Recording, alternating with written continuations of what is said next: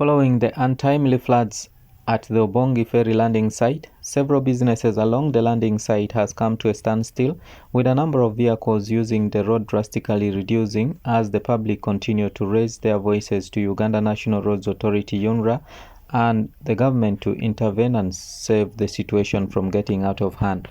Honorable Dr. Boka Didi George, the area member of Parliament Obongi district, during a visit to the landing site yesterday, said the situation is caused by floods because the landing site is in a low surface area, and if no timely intervention is put in place, it may result into the halting of the operations of the ferry, saying they have for long been requesting UNRA and the government to consider constructing a concrete ferry landing site or try raising up the area around the landing site so that the floods can be prevented, but up to date, no action is being taken. The situation that you see at the background there is flooding of the ferry landing site, which is at the verge of cutting off the ferry services connecting Obongi to Ajumani. This is a lifeline, an international road that connects Arua to Nimule up to Juba.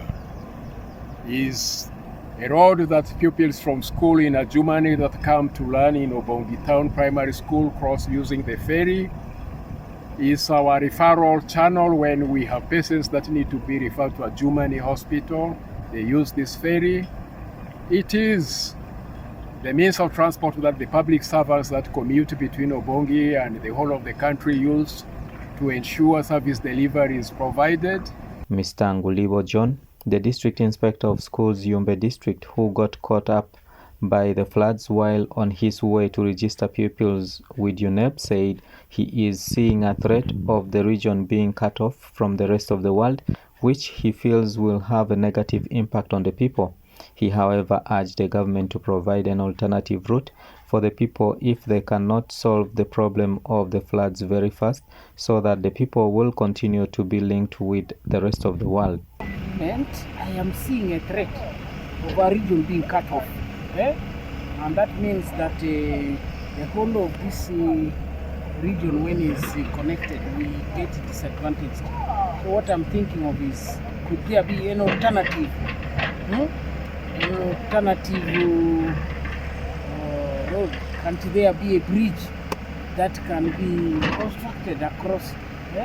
Akol Abraham, a traveler, said the Obongi ferry is a shortcut to Ajumani, but it's unfortunate that the floods are proving to cause a threat, and urged the government to do something about it. So I thought this was a shortcut to cross to Ajumani, but it's unfortunate that it seems like the floods are cutting off the landing site. So there is a need for government at least to do something good to improve on this landing site. Vundrua Hajra, a vendor at the landing site, said the flood has affected their business since the number of vehicles crossing using this road has drastically reduced, and this has caused a lot of problems for the business women along the landing site, saying they are now finding it hard to provide for their children, and urged the government to come to their aid. We are sorry about this flood because this flood has affected us a lot. In form of business, it has affected us because the vehicles are not moving as before. Many our school children are not passing because of this flood. Obongi ferry was installed in the early 2000s to help link the people to the rest of the world, to promote trade and improve on service delivery for the people in the area.